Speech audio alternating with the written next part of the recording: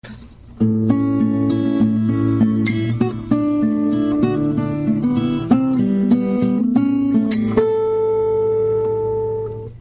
to the 84th installment of Ear to the Ground, the Land Stewardship Project's audio podcast on family farming, sustainable agriculture, local food systems, and local democracy.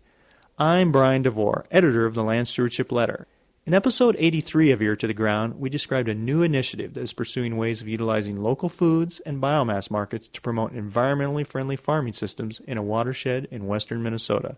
It's hoped that the so-called Chippewa 10% project will serve as a national model for utilizing market-based working lands conservation in rural watersheds. This initiative is co-coordinated by the Land Stewardship Project and the Chippewa Watershed Project. In this episode, we hear from a few of the people who participated in a recent Chippewa 10% Field Day, which was held on the Don and Helen Burheim farm near Benson, Minnesota. First, I talked to Abdullah Jaradat, who is the research leader of the USDA's North Central Soil Conservation Research Lab. The agronomist talked about some trends he's seeing nationally in terms of soil erosion and row crop production, and what that may mean in terms of a new approach to farming the land. Erosion is declining simply because farmers are adopting better management practices. They are not using mold plows. They are plowing less and less. Some of them are even using no tillage to grow their crops. And this helps a great deal in reducing erosion.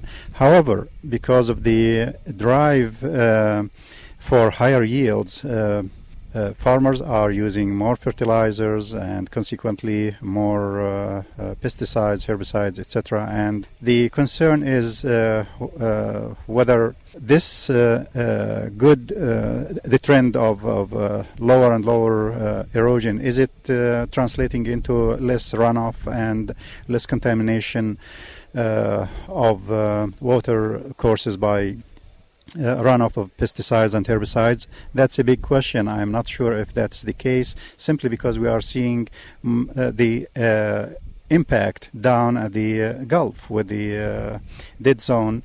It's unfortunately increasing, and that says to us that these chemicals are being carried away from the land all the way down to the Gulf region. I think another interesting map you showed us was showing that if you look at corn production, the amount of land area that it covers is actually has gone down over the years. But it's concentrated more. It's going down over the years, and the maps showing the difference between land area per county during the 20th century, in fact, show that the eastern part of the United States and to some extent the south and southern part, the corn is decreasing, but it's creeping towards more and more towards the upper Midwest and even northern Great Plains in South Dakota. This is a very interesting trend. We have to pay more attention to its impact on the land, the water resources, and the diversity of the cropping systems. More corn concentrate means less other crops and less diversity on the farm. Yeah, I would think it would put a significant amount of pressure on those acres that are getting more and more of that production, and more pressure to have more yields per acre there. That's correct, and more yield means the farmers have to plant more plants per unit area and feed these plants more so that they can produce the higher yield, and that translates into more nutrients. We know that crops are not, especially corn, is not an efficient user of nitrogen, and more and more nitrogen is being lost through the water systems, watersheds, all the way down to the Gulf. The major changes, in fact, we better be prepared for them before they force us to adopt these changes. We know that the land use issues are the major issues which will dictate what crops, where, and how they will be produced. With the shrinking land resources, and we shouldn't forget this fact that we are losing land by the minute, not necessarily by the day, every day because of different reasons. And our option is to make sure that we allocate land use for whatever crops or other ecosystem services in the best possible manner, so that we can utilize these lands in the best manner where the environment is protected and other services other than crop production are being attained. Yeah, and you talked a little bit about the public maybe needs to realize that we need to start paying for some of those services that are being provided. That's very true, and I am not hesitant to say that we better be prepared to pay for them right now and enjoy these other ecosystem services. Otherwise, we may end up paying more price for the negative impact if we do not do so. Next, I chatted with Paul Weimer, a scientist for the Chippewa Watershed Project, about the relationship between perennial plant cover and improved water quality in a rural watershed. Yeah, back in 2007, a farmer came to my office, and he was really interested. Actually, he was interested in biomass, but his question to me was, Paul, what would it take to get clean water in our watershed? There's a lot of talk about, the need for land use change and so forth, but what's it going to take? What kind of acres are we talking about when you say, clean water?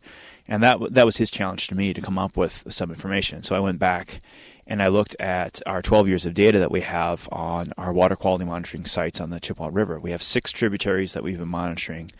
Each of those tributaries has different water quality fingerprint coming in, I guess is how I see it. And each of those different tributaries has a different makeup of land uses as well. And so we were able to, from using that water quality data and the land use that's actually on the land, construct a basic understanding of what it would take, what is the impact of land use on water quality in the Chippewa watershed. Right, so I looked at that relationship of the different land uses on varying water quality levels and found that the higher the watershed's portion of perennial land uses, the higher its water quality is. That's a generalization. Other factors like soils and hydrological pathways also influence this relationship. And we did construct a trend line, but we do see values above and below. Some watersheds seem to perform better than others. Like I said, soils and hydrological pathways influence them. But whatever the case, pretty much across the board is a rule of thumb. We do see that as the acres of pasture, hayland, grassland, woodlands, wetlands, lakes in combination, as they increase, and in whatever combination they do increase, we do see that there's an improvement in water quality. And when it came to the 2 nutrients that I was looking at, nitrogen and sediment, we have pretty clear standards or levels that we're trying to, goals, I suppose, that we're trying to achieve. Right. So when we looked at the 12 years of data that we had and compared them to those different land use covers that we had, we were able to construct a trend line of that data. And that allowed us to estimate specific levels of perennial land use that should be necessary to achieve specific levels of nutrients in the water. For the Chippewa River, we had the target of 58 parts per million for suspended sediment. And when we looked down that trend line of our data from the last 12 years, it showed that we would need to have about 34% of the land use in perennial cover for the watershed. Interestingly, we also had a goal of 1 part per million for nitrogen. That too fell right about on that 34% level. And so that gave us a target for what we needed in the watershed for perennial land uses. Given the current level of our perennial land use cover is about 24%, that means that if we were to increase that by 10%, we would hopefully have achieved the water quality goals that we have for our watershed. 10% in the scheme of things maybe doesn't sound like a lot. 10% in a watershed is a lot of land. So you kind of figured out, well, to actually attain that, the things we've been using in the past may not work. Yeah, that's right. 10% of the Chippewa watershed is 130,000 acres, and that's a lot of land. And when we look at our conventional conservation practices, whether that's, easements from the government or cost share to support changes, 130,000 acres adds up really quickly to a lot more money than we could possibly expect to get for our watershed, much less the state of Minnesota. And so we quickly realized that we couldn't follow the standard model that's been practiced for conservation. What we quickly realized was that the only way that this kind of change can occur is if we can find profitable perennial land uses, allow for the landowners to make private profit off it, while at the same time improving our water quality. One option for getting more perennial plants like grass on farmland is to provide markets for them through the generation of biomass energy. The University of Minnesota Morris has constructed a gasifier it hopes will eventually provide the majority of the western Minnesota schools' energy needs. It's hoped that prairie grass grown on area farms like those found in the Chippewa watershed will be one source for that energy. I talked to Jim Barber, a staff scientist with the Biomass Gasification Project at the university, about what a locally based prairie grass biomass energy system might look like. Yeah, biomass is local not just in the sense of being available locally, but in that it needs to be used locally. It's not sustainable and it's not economical to try to move it long distances. Fossil fuels like petroleum, coal can be hauled a long distance because they're very dense in energy content. Biomass is not. By the time you have moved it any significant distance, you've used enough fuel to equal the biomass fuel content. So it's not a winning proposition to move it very far. To borrow an analogy, if a bale of corn stover, say, sitting on my lot is worth a lot to me as fuel, but what's it worth to someone in Chicago? Nothing, because it wouldn't make any sense to haul it there. It would cost more than it's worth just in fuel. So biomass is local, both in terms of it's available locally, but also because its value is in the local community. That has some real advantages, though, because it means that if the biomass is being produced locally and used locally and processed locally, too, it means that the money, all of those changes of money stay in the community and can help our small communities out here in western Minnesota in particular. Many of them are losing their economic viability. We're losing population. But to be able to keep our energy money here in the region would be a big help in rebuilding our communities, rebuilding our economy here. Has anybody come up with kind of a rule of thumb of, say, for example, prairie grass or even hay, how far you can haul it before it's not economically viable anymore for biomass reasons? I suppose it depends to some extent on exactly how you're using it, but in a small to mid-scale community heat and power operation, it probably doesn't make much sense to haul it more than about 20 miles. Certainly at 50 miles, you're getting on the edge of being reasonable. What we might see is many communities having either an institution or an industry using biomass power, or maybe a community utility that's using biomass. Just as these communities out here have a grain elevator where the farmers bring their grain at harvest, they could also have a processor aggregator who takes crop residues or grass harvested from grasslands and processing it and delivering it to the local users. It's that really tight-knit, integrated community infrastructure that we need here, and it's what we don't have. It's one of the biggest barriers to the use of biomass fuels right now is simply there isn't the infrastructure to handle it.